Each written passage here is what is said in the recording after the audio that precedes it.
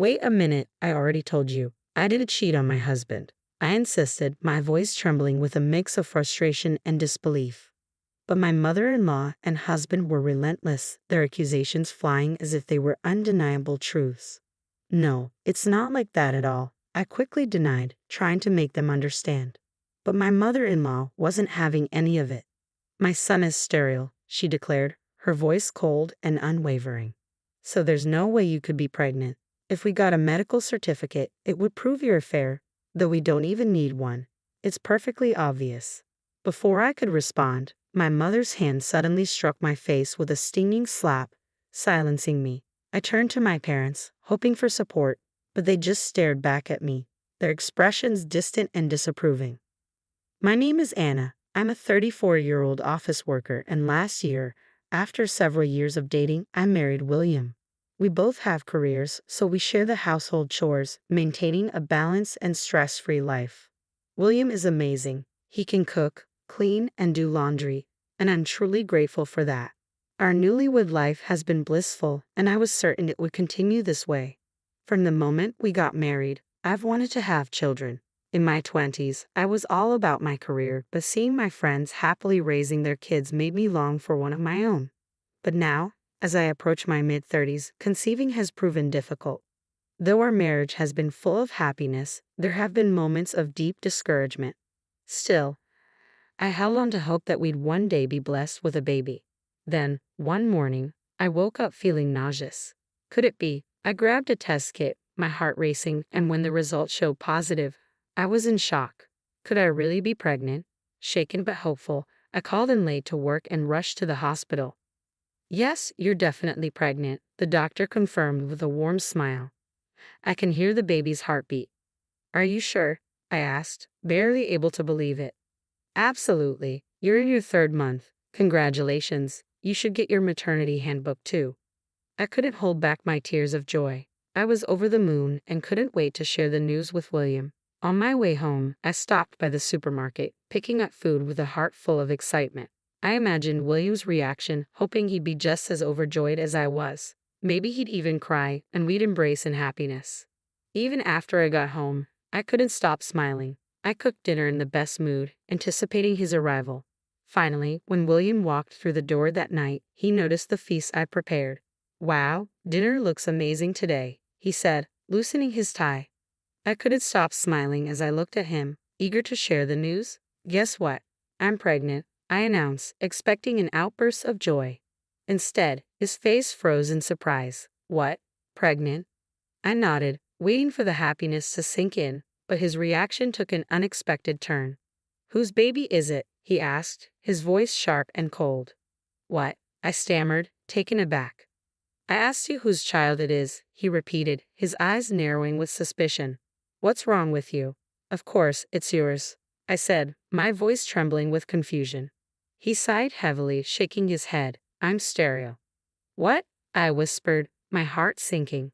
So, it's not mine, he continued, a note of finality in his tone. I had no idea you were having an affair. I'm disappointed. Wait a minute, I'm not having an affair. This baby is yours, I insisted, desperation creeping into my voice. But he wouldn't listen. Just give me some time. I'm going back to my parents' house, he said, turning away. He left without even touching the meal I had prepared, and the door closed behind him with a sense of finality. A few days later, my husband called my parents, saying he wanted to talk with them. I begged him to discuss it with me alone first, but he ignored my pleas. So we agreed to meet at my parents' house the coming Saturday. The anxiety gnawed at me, and I couldn't sleep, my mind racing with dread over what was to come. I struggled to explain the situation to my parents, and when my in-laws arrived, my mother couldn't hold back any longer. What's going on? She asked, her voice laced with concern. My mother-in-law responded with icy detachment. What? You mean your daughter hasn't told you anything? I heard she's pregnant, but it's not my son's. My parents froze, shock etched on their faces. My father, still in disbelief, muttered, I never imagined Anna would cheat on him.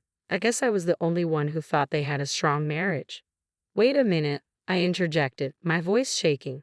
I told you before, I didn't have an affair. But my mother-in-law and husband had already made up their minds, assuming I was at fault without question. No, my mother-in-law continued, her tone accusatory. My son is sterile, so there's no way she could be pregnant. A medical certificate would prove the affair. But we don't even need that. It's obvious. As I tried to defend myself, my mother suddenly slapped me, the sting of her hand leaving me speechless. I turned to my parents, hoping for some semblance of support, but they both stared at me with cold, unfeeling eyes. My husband and mother-in-law exchanged smug looks, their expressions filled with disdain. Well, you deserve that slap, my mother-in-law sneered. You committed adultery and never even had the decency to apologize. To my horror, my mother bowed her head and quietly said, I'm sorry, as if accepting their version of the story without question. I apologize, I said, my voice trembling. Come on, you two. Apologize quickly, my mother urged, her tone sharp. My father followed suit, bowing his head to my mother-in-law and husband. I'm sorry for all the trouble my daughter has caused, he said, grabbing my head and forcing me to bow in submission.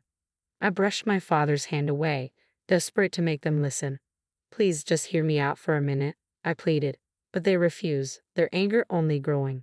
You've brought shame upon this family, my father shouted in front of my mother-in-law and husband. You're no daughter of mine. My mother-in-law and husband exchanged smug looks, their laughter ringing in my ears.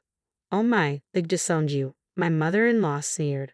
Well, you got what you deserved. Just then, the living room door creaked open, and my sister walked in, her face a mask of concern. Dad, Mom, please calm down, she urged, her voice steady. Finally, a glimmer of hope, but my father turned his anger on her. How can you stay so calm after hearing all this? And this is none of your business. We're family, it's very much my business, my sister replied firmly. And before you arrived, I spoke with Anna. Is it true, William? Are you sterile? My mother-in-law and husband exchanged uneasy glances, clearly caught off guard.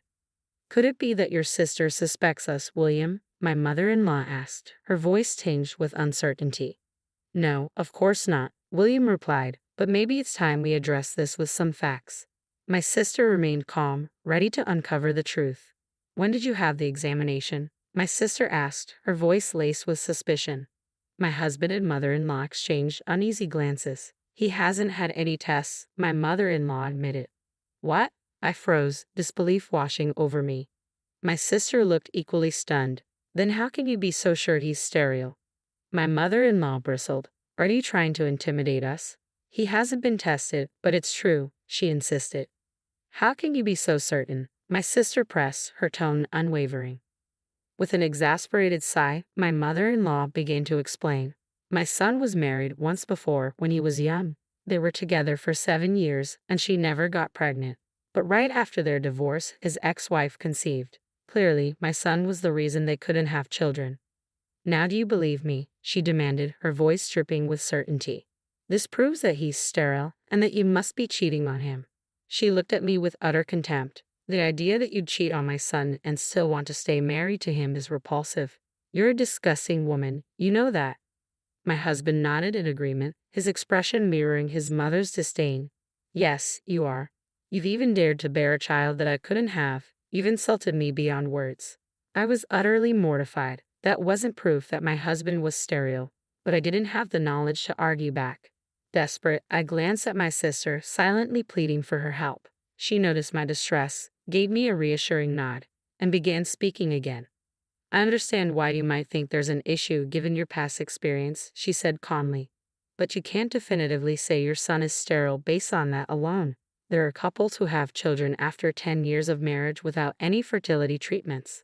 My mother-in-law scoffed, cutting her off. Don't try to lecture me with something you found on the internet. You're not a doctor, so what you say doesn't mean a thing. I wondered if my mother-in-law had paid attention at all when she met my family. My sister is a doctor and an obstetrician, my sister replied, her voice firm. Both my mother-in-law and husband were taken aback. What? They exclaimed in unison. I was stunned, too. It was clear they hadn't really listened when my sister had introduced herself before the wedding. Still incredulous, my sister continued, I explained this to you when we met before their marriage. You're speculating about this whole situation. It seems you're blaming my sister based on nothing but assumptions. She paused, then added, If you really want to accuse her, then let's do a proper examination. Since we're family, I'll do it for a reasonable price. When my sister made her suggestion, both my husband and mother-in-law flinched. But it seemed there was no turning back now. If you insist, let's get it checked out. My husband finally agreed, and my mother-in-law reluctantly nodded in agreement. The tests were conducted, and I decided to stay at my sister's house until the results came in. I couldn't bear to see my husband or return to my parents' home. My sister did her best to cheer me up during those days, helping to keep my mind from spiraling into worry. A few weeks later, the results were ready. We gathered at my parents' house to review them together. The tests confirmed that there was nothing wrong with my husband. My mother-in-law's face turned pale, and my husband looked genuinely surprised. "Anna, I'm sorry," he said, "but I'm glad to know that there's nothing wrong with me and that I can prove the child is mine." He said it so matter-of-factly that I was left speechless. Was this the same person who had accused me so easily, who had sided with his mother based on nothing but assumptions? My mother-in-law, instead of apologizing, laughed awkwardly and said, if this was how it was going to turn out, we should have done the test earlier. She offered no apology, and it was clear she had no intention of doing so. "I guess that settles it," my husband said, sounding oddly proud of himself. I realized I couldn't stay with a man like this any longer. My husband, assuming everything was settled, said, "Let's go home together," but I couldn't bring myself to leave with him. Sensing my hesitation, my sister intervened. "I don't think she's ready to go home yet. She'll stay with me for a while," she said. He reluctantly agreed, and finally my husband and mother-in-law left my parents' house. "What a pair," my mother muttered after they left. "They nearly fooled us too. I'm sorry for slapping you the other day, but this is all their fault." While my parents now blamed my husband and mother-in-law, I couldn't help but feel they were partially at fault too.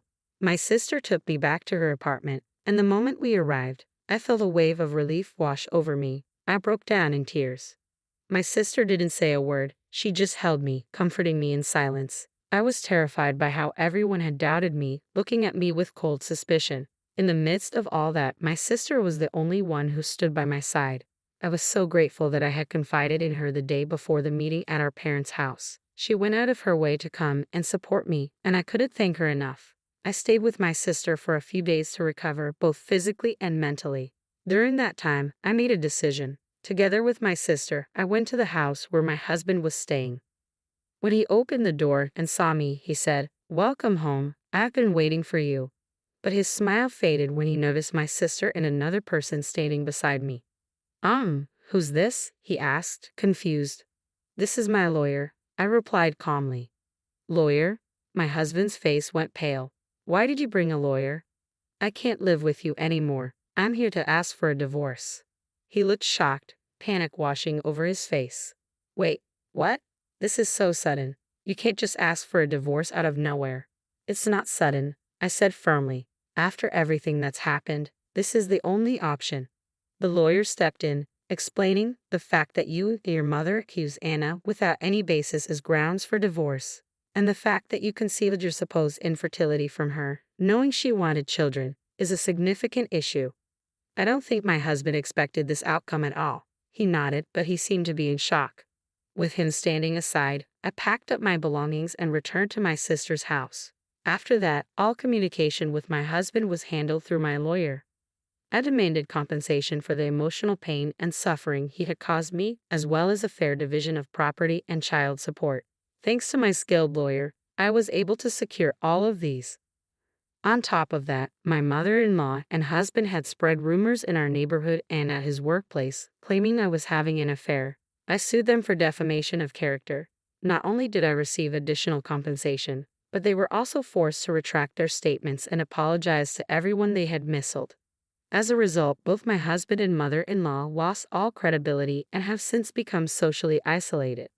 I decided to rent an apartment just down the street from my sister's house. My parents offered for me to move back home so they could help raise their grandchild, but I politely declined. I didn't want them, who failed to protect me, to take care of my child. In fact, my sister had also experienced similar disappointment with our parents, who were more concerned about their social image than their children's well-being. She too has chosen to keep her distance from them. While I am grateful to my parents for supporting my education, I can't overlook how they failed me in this situation. I'll maintain a minimal relationship with them out of respect, but I'm deeply disappointed. For now, it's enough for me to have a sister who truly cares about me and stands by my side. I will always do my best to support her as well. My priority now is to be strong for the sake of my unborn child. The betrayal from my husband and mother-in-law was terrible, but the way my own parents turned against me without even listening was just as painful. I'm so grateful to have a wonderful sister who stood by me through it all. Being a single mother won't be easy, but with her support, I know I'll be fine. I'll cherish the bond we share and focus on living a happy life.